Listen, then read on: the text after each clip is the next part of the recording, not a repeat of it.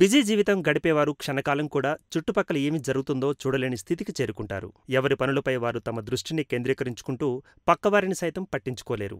ఇలాంటి పరిస్థితుల్లో మానవత్వం మాట మచ్చుకైనా గుర్తుకురాదు. కానీ మానవత్వం చూపిన వారిని అభినందించకుండా ఉండలేము. సరిగ్గా ఇలాంటి ఘటనే భద్రాద్రి కొత్తగూడెం జిల్లాలో చోటు చేసుకుంది. పాల్వంచ నడిబొడ్డున ఉండే అంబేద్కర్ సెంటర్లో మానవత్వం పరిమళించింది. అంబేద్కర్ సాక్షిగా అక్కడ చోటు చేసుకున్న సంఘటనతో మనుషుల్లో మానవత్వం మిగిలే ఉందని నిరూపించింది. వివరాలకు వెళితే పాల్వంచ నడిబొడ్డున ఉండే అంబేద్కర్ సెంటర్ నిత్యం వాహనాలతో కిటకిటలాడే జనంతో రద్దీగా ఉంటుంది.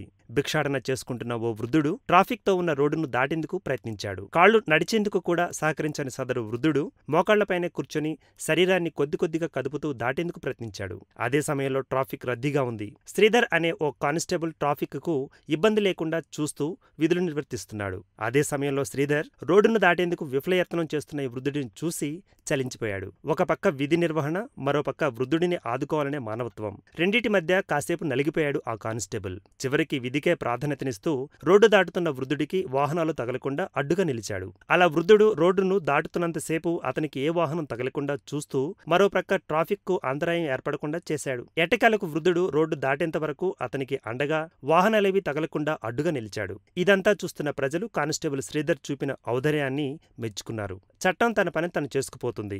చట్టం మిగిలిన వారికి అండగా నిలుస్తుందని ఈ ఘటన నిరూపిస్తోంది.